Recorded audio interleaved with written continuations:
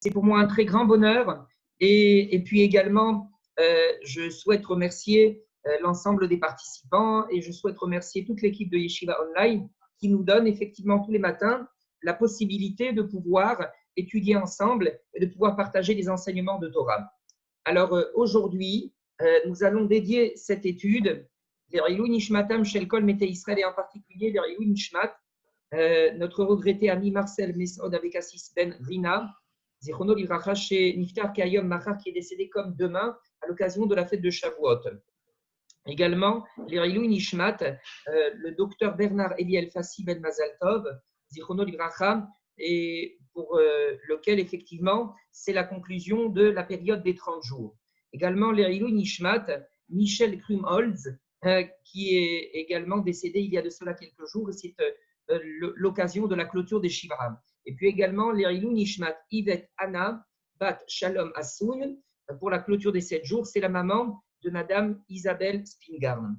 On dédie cette étude également pour la réfoua chez les mains de tous les Cholé Hamo Israël, et en particulier pour la réfoua chez les mains de Haïm Ben Zaira Rakar, c'est le frère de notre très chère secrétaire de la synagogue, Madame Edith Raka. Akadosh Baruch Hu lui envoie la réfoua chez les mains, à lui ainsi qu'à tous les cholim aux 4 coins du monde. Amen Kenny Ratson. On adresse encore cette prière à Akadosh Baruch Hu pour lui demander de nous prendre en pitié et de faire en sorte que cesse le plus rapidement possible Ezrat Hashem, ce fléau du coronavirus, et que Akadosh Baruch Hu fasse souffler un vent de Bériout et Tana d'excellente santé sur la surface de tout le globe terrestre. Amen Kenny Ratson.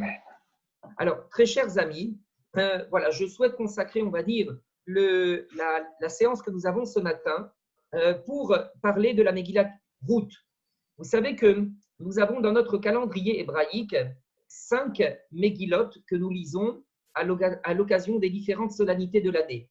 La Megillah de Shir HaShirim, nous la lisons à l'occasion de Pessah.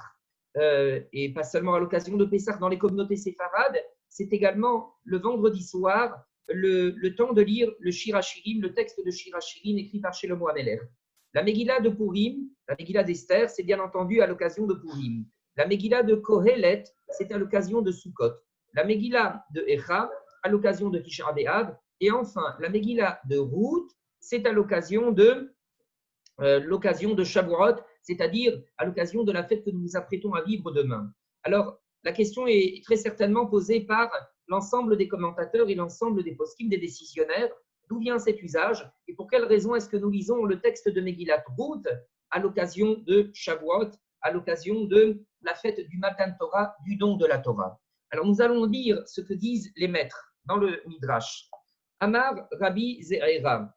Rabbi Ze'era a dit Megillazo enba lotum'a velotahara. Dans cette Megillah, il n'est pas question de loi relative à la pureté ou à l'impureté, comme c'est le cas par exemple du livre de Vaïkra. Vélo Issour, vélo Éther. Il n'est pas question non plus de loi relative aux interdictions ou aux autorisations. Velama nirteva. Pour quelle raison cette Megillah a-t-elle été écrite? Les lamedra, pour que l'on apprenne Kama Sachar Tov, les Gomle Chassadim. Combien effectivement, Akadosh Baruch Hu, combien il réserve de bien, de Sachar Tov, à ceux qui sont capables d'être des Gomle Chassadim, c'est-à-dire de dispenser du bien, d'octroyer du bien autour d'eux, d'accomplir ce que l'on appelle la mitzvah du chesed. Voilà pourquoi toute cette Megillah a été écrite. Maintenant, pour quelle raison effectivement on lit ce texte-là à l'occasion de Shavuot? C'est parce que notre Torah, c'est-à-dire la Torah que nous célébrons, la Torah que nous allons effectivement recevoir à l'occasion de Shavuot, elle doit s'inscrire dans la perspective du chesed. Ce doit être une Torah de chesed, une Torah de bonté, une Torah de bien. Et il est important de rappeler ce que les Chachamim ont dit d'ailleurs à cet égard. Les sages disent que la Torah commence avec la notion de chesed et elle se termine avec la notion de chesed. Et d'ailleurs, en son milieu également, on retrouve la notion de chesed, comme pour insister sur le fait que le chesed constitue un axe essentiel de la Torah. D'où sait-on que la Torah commence avec la notion de chesed? C'est parce que au tout début de la Torah, on nous apprend que Adam et Chava, après avoir fauté, ils ont considéré effectivement qu'ils étaient nus et qu'ils n'avaient pas de vêtements.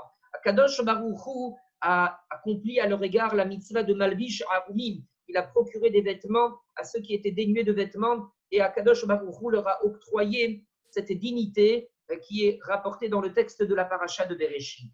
Tout à la fin de la Torah, à l'autre bout de la Torah, nous constatons que Akadosh Baruch Hu a été ce que l'on appelle Kover Metim. Il s'est occupé d'enterrer les morts, puisque Akadosh Baruch Hu est celui qui a enterré Moshe Rabbeinu. Il est écrit dans la paracha de Vezot Aberacha, Vaikbo Otobagai. Akadosh Baruch Hu a enterré Moshe Rabbeinu dans la vallée. C'est lui qui s'est occupé des funérailles de Moshe Rabbeinu. Et puis au milieu de la Torah, c'est-à-dire dans le livre de Vaïkra, précisément dans la paracha de Kedoshim, il est écrit, c'est un des versets les plus connus de la Torah, les plus célèbres, Ve'ahavta lereacha kamocha. Tu devras aimer ton prochain comme toi-même. Et c'est ce verset qui sert, on va dire, de socle à la mitzvah du chesed, la mitzvah de, on va dire, de l'expression de la bonté, de l'expression de la générosité à l'égard d'autrui, et qui prend effectivement les formes les plus diverses que nous pouvons connaître, que cela soit effectivement s'occuper des pauvres, que cela soit effectivement s'occuper effectivement de ceux qui sont trépassés, de ceux qui sont morts, que cela soit, on va dire, porter assistance aux personnes qui sont démunies, aider, on va dire, des jeunes mariés à pouvoir se marier, etc. Les formes du chesed sont illimitées et elles sont infinies.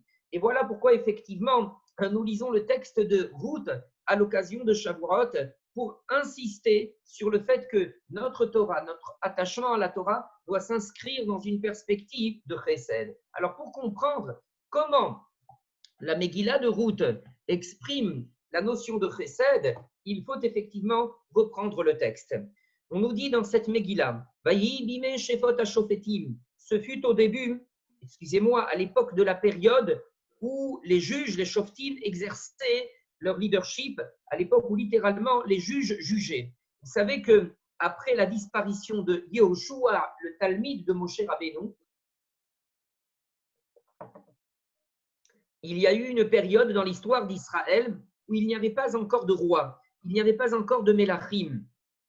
Et c'était des individus qui étaient charismatiques, des chefs charismatiques qui s'occupaient d'encadrer le peuple d'Israël. Et ces histoires sont rapportées dans l'un des livres de la Bible qui s'appelle le livre de Shoftim. Et c'est justement dans cette période-là que nous situons l'histoire de la Megillat Ruth. Donc c'est une période qui est antérieure, une histoire qui est antérieure à l'avènement des rois d'Israël. Elle s'est produite avant l'avènement du roi Shaoul et avant, bien entendu, l'avènement du roi David, comme on pourra naturellement le souligner par la suite. Donc, dans cette histoire, à l'époque donc des Shoftim, il y a eu une famine qui a sévi dans le pays d'Israël. Et puis, le livre nous raconte que voilà qu'un homme important, a décidé de quitter la ville de Bethléem Yehuda pour aller habiter, pour aller demeurer dans les plaines de Moab. Lui, il a quitté la ville, non pas seul, mais avec sa femme et avec ses deux enfants. Et nous découvrons effectivement qui est cet individu. Il s'appelle Elimelech, sa femme s'appelle Naomi, et ses deux enfants s'appellent Machlon et Kilion, que la Megillah désigne comme étant des Ephratim, c'est-à-dire des gens appartenant à la noblesse, appartenant à l'aristocratie de la ville, des gens appartenant, on va dire, à la couche sociale la plus élevée de la ville de Bethléem Yehuda. Et on nous apprend qu'effectivement, ces gens-là décident de quitter la ville au moment qui est un moment de détresse pour l'ensemble des habitants de la ville. Alors la question est posée par les commentateurs. Pourquoi Elimelech, qui est un homme fortuné, pourquoi est-ce qu'il décide, pourquoi prend-il la décision de quitter la ville de Bethléem? Et les commentateurs disent que naturellement, dans ces conditions-là, dans cette situation de pauvreté et de détresse, les pauvres venaient régulièrement taper à la porte de Elimelech. Et au bout d'un certain temps, Elimelech en a eu assez. Il a quelque part souhaité ne plus porter la responsabilité de porter assistance aux autres. Il a décidé de prendre la poudre d'escampette et de quitter la ville en catimini pour aller dans d'autres contrées, sous d'autres cieux, pour vivre sa vie, on va dire, plus facilement. Voilà ce que la Megillah de Ruth nous raconte dès le départ. D'entrée de jeu, on découvre donc cette fuite en avant de la part de ce personnage qui est un grand personnage, quelqu'un qui, au demeurant, était un sadique, quelqu'un qui, au demeurant, faisait partie des personnalités les plus importantes de sa génération. Il décide, quelque part, de ne pas remplir et de ne pas assumer la responsabilité qu'Akadosh Baruch Hu lui avait demandé d'assumer. Et donc, il quitte la ville de Bethléem Yehuda dans cette situation dramatique. La suite va être dramatique pour lui et pour sa famille. Le texte de la Megillah nous dit que Vayamot Elimelech ish Naomi. Elimelech, le mari de Naomi, va finir par mourir. Et Naomi va rester seule avec ses 2 enfants. Ces 2 enfants vont épouser les femmes moabiotes et par la suite, les 2 enfants, après avoir séjourné et demeuré près de 10 ans en terre de Moab, ces 2 enfants également, Mahlon et Kilion, vont trépasser et ils vont mourir. Voilà en quelques versets l'histoire que nous présente la Megillah de Ruth. Et là-dessus, il y a un très grand enseignement à retirer. Probablement que Elimelech devait se dire que, à force de voir, à force d'accueillir des Ranim, à force d'accueillir des pauvres à sa porte, dans sa maison, à Bethléem Yehuda, il se disait que les sources de sa fortune finiraient par se tarir, et qu'il faudrait quelque part qu'il lui fallait quelque part préserver sa fortune pour ne pas qu'il ne se retrouve dans le dénuement. Ce que l'on voit très concrètement de ce début de Megillat Ruth, c'est que en réalité, c'est l'inverse qui a conduit Elimelech à son propre dénuement et à sa propre disparition, à sa propre perte. En réalité, ce que l'on peut déduire comme message et comme enseignement très fort, c'est que lorsqu'un individu est capable de se conduire avec largesse, avec générosité à l'égard des autres, Akadosh Baruch Hu épanche sur lui également largement et avec générosité les portes de la bracha. Akadosh Baruch Hu ouvre largement les sha'arei haberacha, les portes de la bénédiction, et il déverse sur lui abondamment et généreusement toute sa bénédiction, parce qu'il ne faut pas se voiler la face. Chacun d'entre nous doit savoir qu'en réalité, toute sa fortune, qu'en réalité, toute la bénédiction à laquelle il a droit, il ne peut effectivement la devoir qu'à Akadosh Baruch Hu. C'est Akadosh Baruch Hu à qui il doit attribuer la paternité de cette bénédiction et la paternité de cette fortune. Par voie de conséquence, l'individu doit être conscient du fait que c'est Akadosh Baruch Hu qui est la source de cette richesse, qui est la source de toute l'abondance à laquelle il peut avoir droit. Et Akadosh Baruch Hu est celui qui est le maître de la Beracha, le Mekor Beracha, la source de cette bénédiction. Quand l'individu en est conscient, alors il agit avec largesse. S'il est capable d'agir avec largesse à l'égard des autres, de ne pas faire des calculs d'apothicaire, ou d'avoir, on va dire, faire de petits calculs quand il accomplit la mitzvah du chesed, alors il saura que Mida Keneged Mida, Akadosh Baruch Hu ne fera pas non plus de petits calculs avec lui quand il lui accordera la bracha, quand il lui accordera le shefar, l'abondance. De la même façon que lui sera capable d'être généreux avec les autres, Akadosh Baruch Hu sera généreux avec lui. Combien de fois les êtres humains peuvent tomber, on va dire, dans des petits calculs, dans des calculs mesquins à l'égard de la tzedaka. Les gens se demandent quand il y a quelqu'un qui est en difficulté, quand il y a quelqu'un qui est dans une situation de détresse, qui manque de pain ou qui tout simplement manque d'argent. Les gens se posent la question de savoir est-ce que je vais lui donner 20 euros ou 25 euros à 5 euros près, alors que par ailleurs, quand il est question d'acheter un joujou technologique, les gens ne lésinent pas sur les moyens.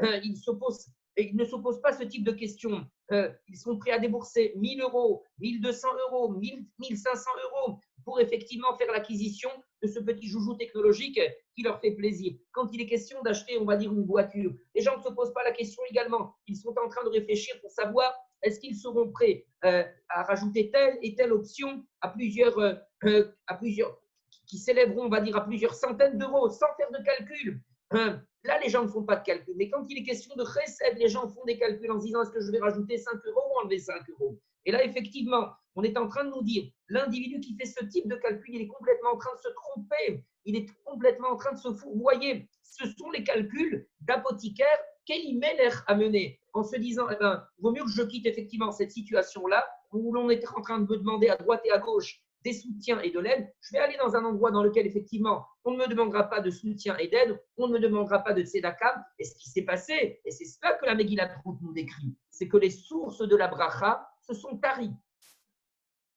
En réalité, plus que Elimelech soutenait les pauvres, c'était les pauvres qui soutenaient Elimelech. Littéralement, non seulement les sources de la bracha se sont taries pour Elimelech, mais plus encore, ce sont les sources de la vie, les Mekorot Achaïm qui se sont taries, et Akadosh Baruch Hu l'a rappelé auprès de lui. Et ça, c'est une leçon qui est extraordinairement, on va dire, forte, une leçon d'une très grande puissance. La famille tout entière d'Elimelech a fini par disparaître.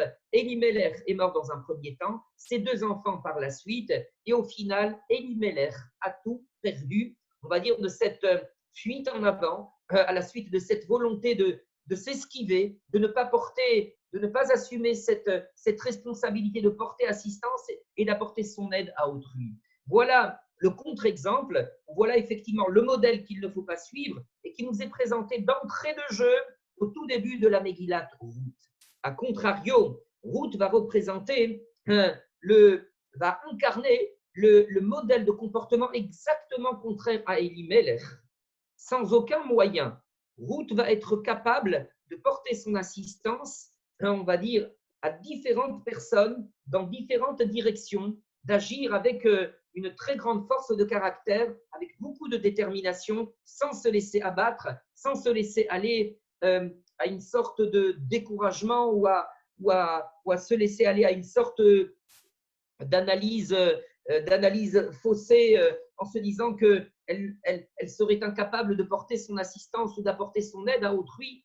Ruth va être capable, va déployer des énergies considérables pour accomplir cette mitzvah de Chesed. Et on va le découvrir, on va effectivement le voir tout au long de la Megillah. La première forme de Chesed que, comment s'appelle-t-elle, que Ruth va accomplir, c'est à l'égard de son mari, à l'égard de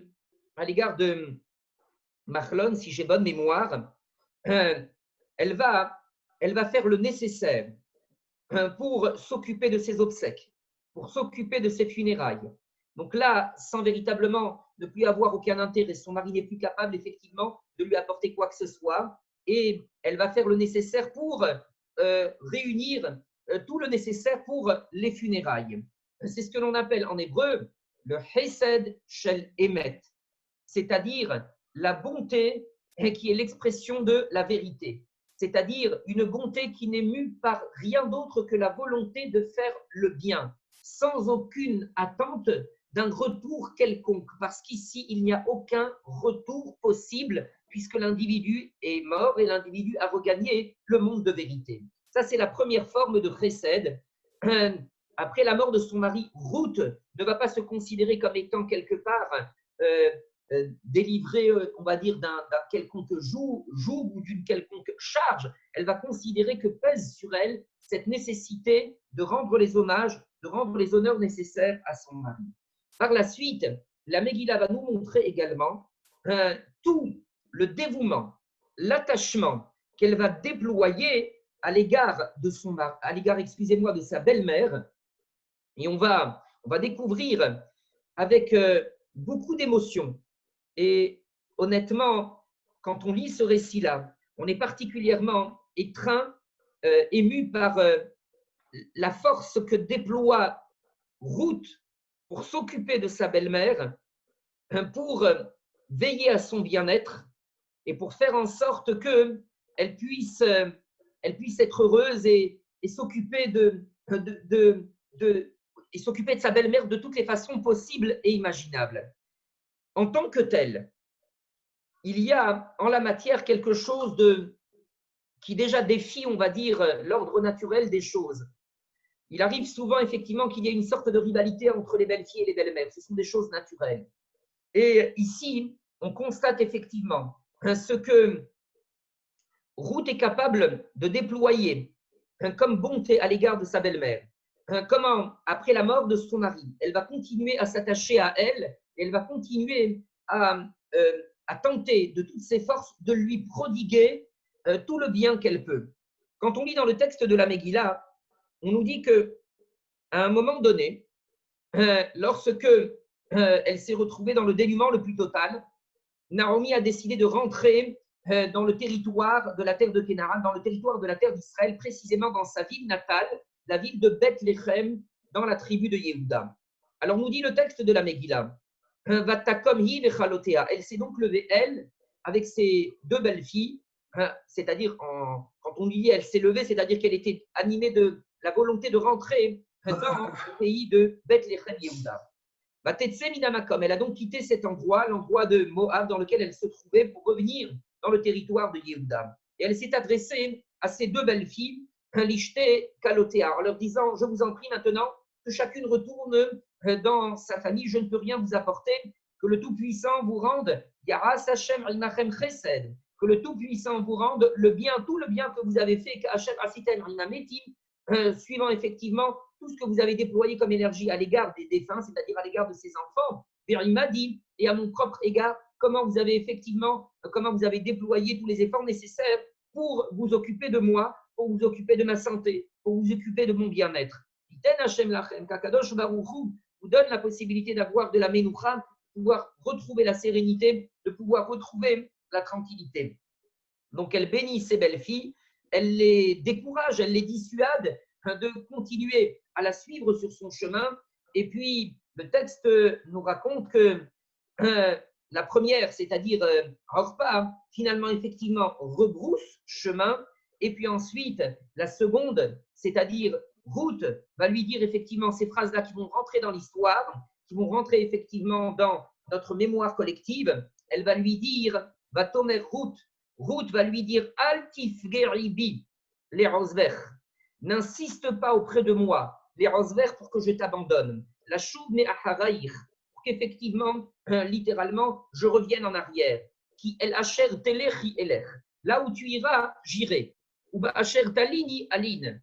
Là où tu dormiras, je dormirai également. Ramer, Rami, ton peuple sera mon peuple, d'Elohaïr, Elohai, ton Dieu sera mon Dieu, Ba'asher Tamuti Amut, là où tu mourras, je mourrai avec toi, des Sham et Kaber, Ko Yarase Hashem Li, que Dieu m'en fasse autant et plus, si effectivement je me sépare de toi.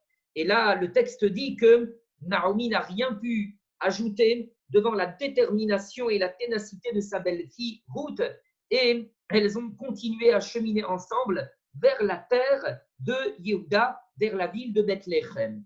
Les commentateurs mettent à jour l'extraordinaire force de Chesed, le Kowar Shel Chesed, qui ici habite Ruth. Cette femme-là, Ruth, elle n'a plus rien à attendre de Naomi, sa belle-mère.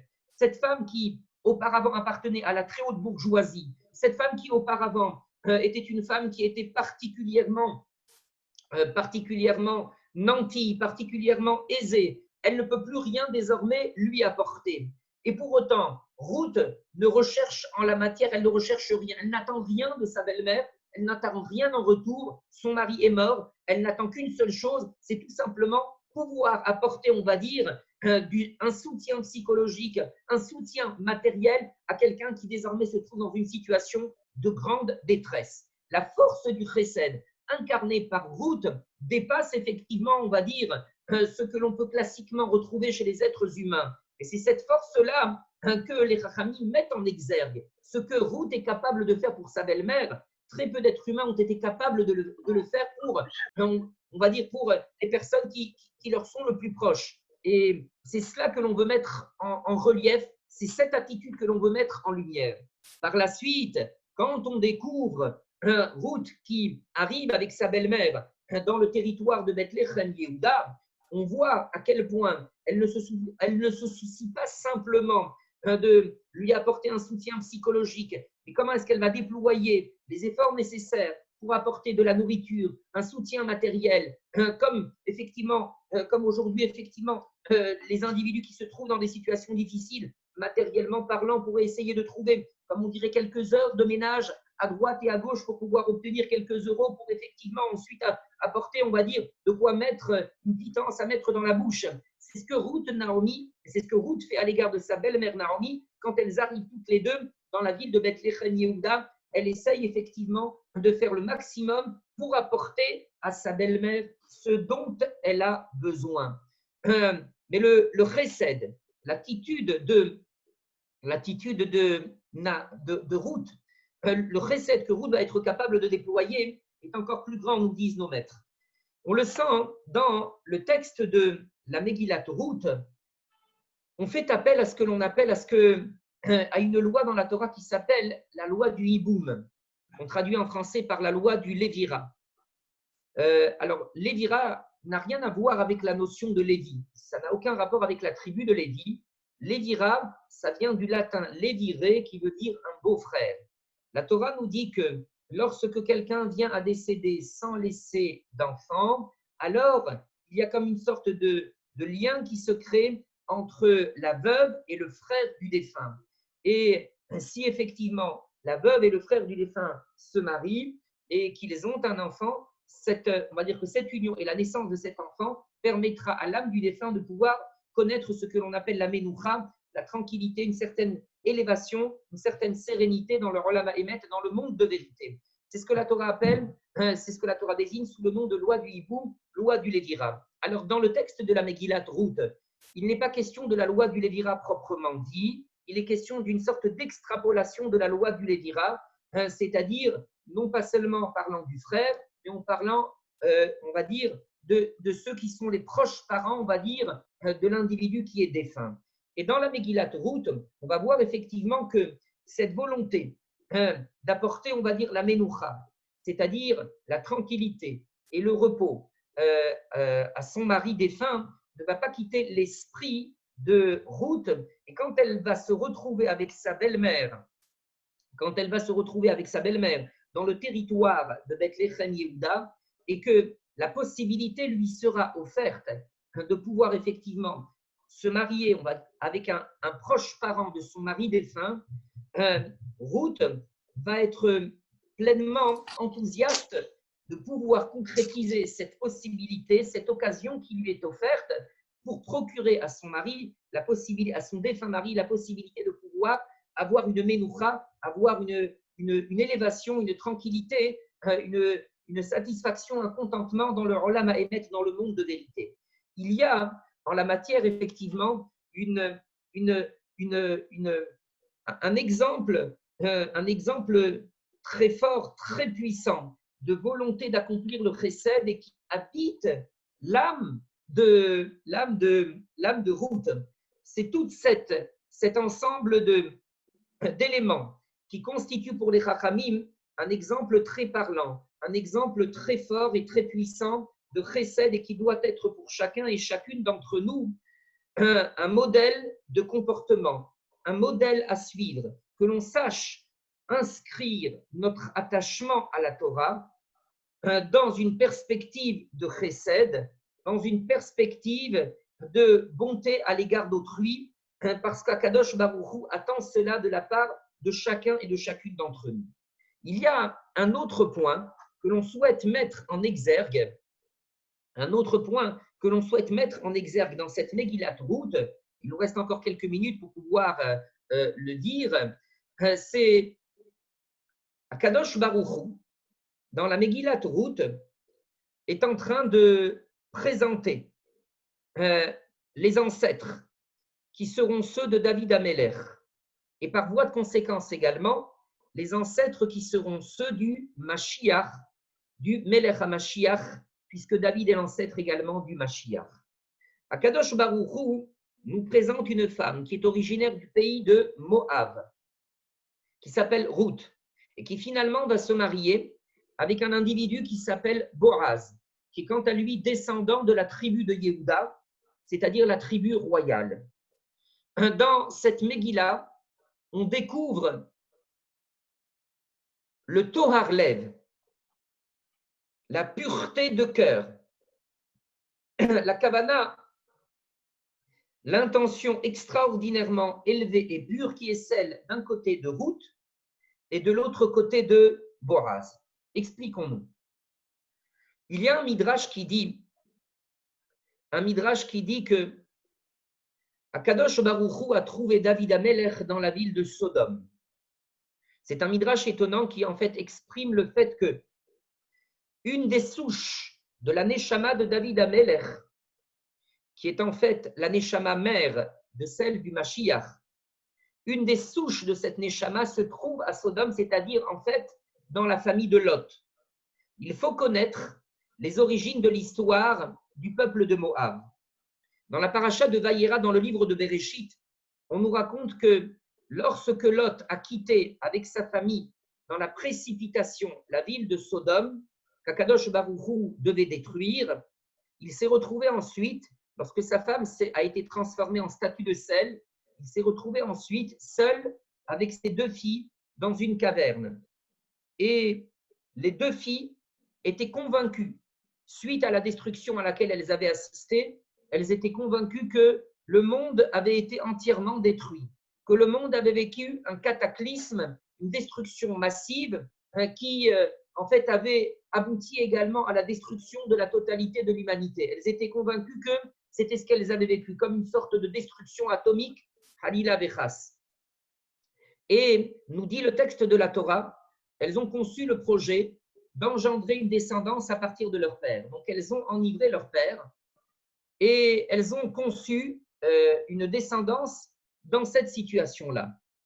L'état d'esprit qui était celui du père est à mettre de côté. C'est probablement un cas ou une pathologie qui mériterait effectivement d'être analysée. Mais quoi qu'il en soit, les maîtres sont catégoriques. Les intentions qui animaient les 2 filles, de Lot étaient des intentions qui étaient pures, des intentions qui étaient absolument animées de la volonté de perpétuer la race humaine et de faire en sorte que l'humanité ne soit pas détruite totalement. Voilà quelles étaient les intentions des 2 filles de Lot, les intentions que nous décrivent et que nous rapportent nos maîtres qui commentent le texte de la Torah.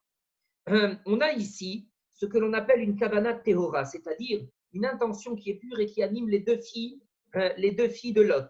Cette intention, cette kavana tehora, qui est quelque part, on va dire, dissimulée et camouflée par, on va dire, une attitude et un comportement qui est un comportement délictueux et qui n'est pas perceptible, on va dire, à l'œil nu. Elle n'est perceptible qu'à l'œil d'Akadosh Baruch Hu, qu'au regard divin. C'est uniquement Akadosh Baruch Hu qui a pu analyser, on va dire, ce qu'il y avait dans le cœur, dans l'intention des 2 filles de Lot et qui a pu effectivement relever la noblesse, on va dire, de leur intention, de leur kavana.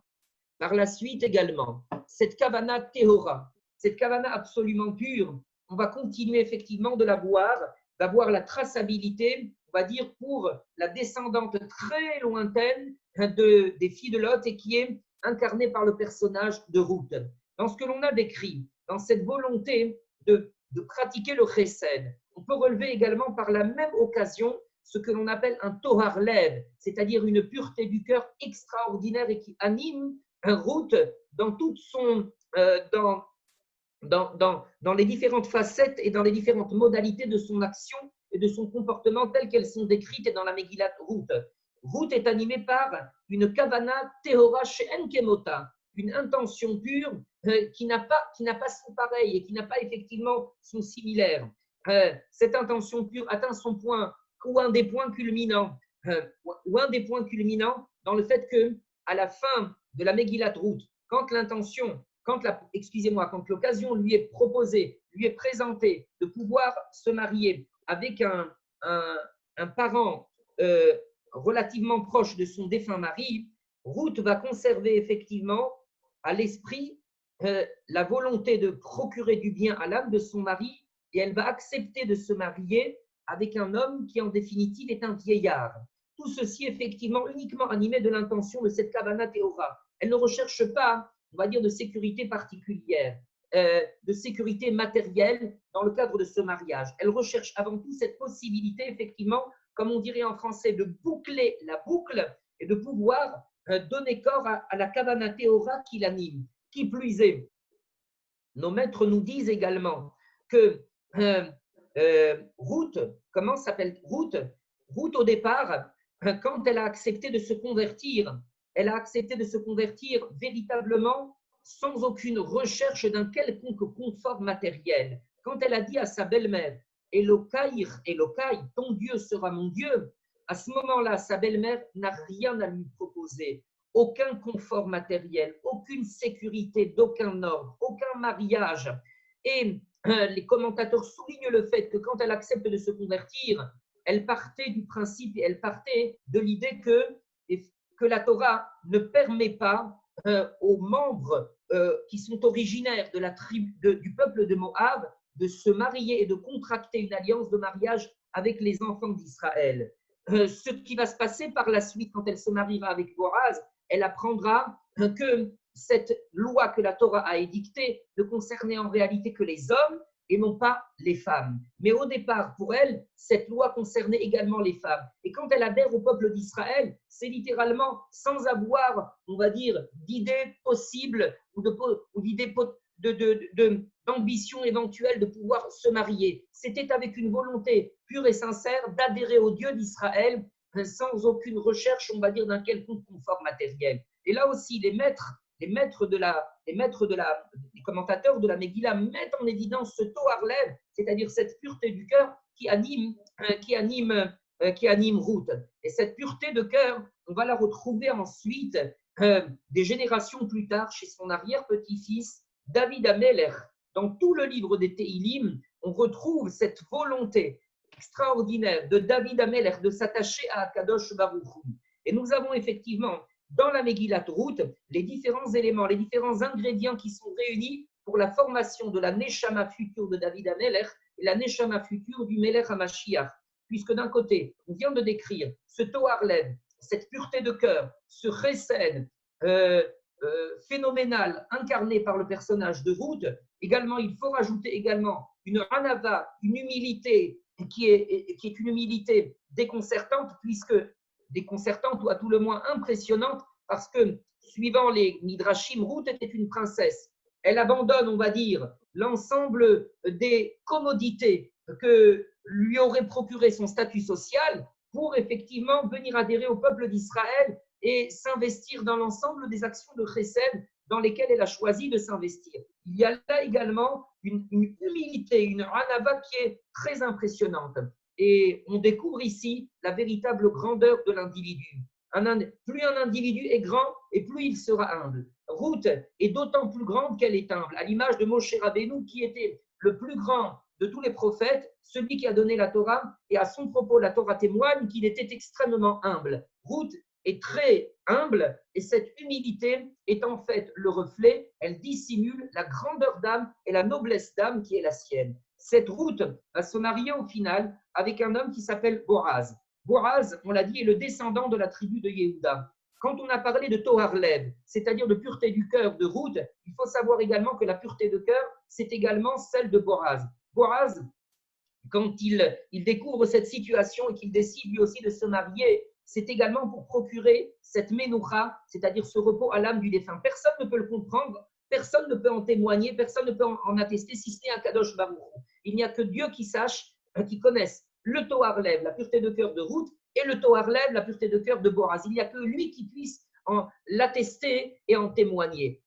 Boaz le fait justement pour procurer cette menoucha-là. Boaz est l'héritier de la tribu, de l'ensemble des personnages de la tribu de Yehuda qui ont manifesté tout au long de l'histoire du peuple d'Israël une messirut nefesh, un dévouement, une abnégation. On pense à son ancêtre, Narshon ben Aminadav, qui s'était jeté dans la mer Rouge pour effectivement procurer au peuple d'Israël la délivrance dont il avait besoin. Et par là même, il a montré cet esprit de sacrifice, cet esprit de chesed, cette capacité à ne pas se contenter de prononcer de belles paroles, mais à joindre le geste à la parole. Boaz est également le descendant de Yehuda, qui a été capable de faire preuve d'une très grande humilité, d'une ranava extraordinaire dans l'histoire avec Tamar, que nous n'avons pas le temps effectivement de rapporter parce que le temps nous manque. Quand il a dit Tzadeka Mimeni, Boaz est également le descendant de toute cette lignée de grands personnages provenant de la tribu de Yehuda. Yehuda étant cette tribu qui a été capable d'exprimer une hodaya, c'est-à-dire une reconnaissance à Kadosh Baruch Hu et de s'attacher à Dieu par une parole qui lui est entièrement dévouée, une parole de reconnaissance, de gratitude, de louange adressée à Kadosh Baruch Hu. Nous avons donc dans la Megillat Ruth l'ensemble des ingrédients qui sont réunis pour la formation de la neshama future de David Amelech, la neshama future du Melech Hamashiach, Kadosh Baruch Hu a réuni ici entre le personnage de Ruth et le personnage de Boaz l'ensemble des ingrédients les plus raffinés, les plus nobles pour la constitution de la neshama de David Amelech qui récapitule dans sa neshama le peuple d'Israël et qui récapitule l'ensemble du clan d'Israël. Voilà effectivement ce que l'on découvre au travers de cette Megillat Ruth et c'est de cette façon que les Chachamim souhaitent que l'on aborde le Berit HaTorah, c'est-à-dire l'alliance de la Torah que nous célébrons à l'occasion de Shavuot. Et nous terminons notre propos en remerciant l'ensemble des auditeurs qui nous ont accompagnés tout au long des 3 quarts d'heure qui se sont écoulés. Merci à vous tous. Merci également à l'ensemble de l'équipe de Yeshiva Online pour toutes les commodités qu'ils nous offrent et la patience et la gentillesse et la bienveillance qu'il a leur. Kadosh Baruch Hu vous retourne au centuple toute votre bonté et noblesse d'âme. Bezrat Hashem, merci encore une fois à vous tous et merci effectivement à Yeshiva Online. Merci, Kavod Merci pour toutes ces paroles de sagesse. Et de Yeshiva Online, je crois qu'on n'a jamais étudié autant que ce confinement. On doit effectivement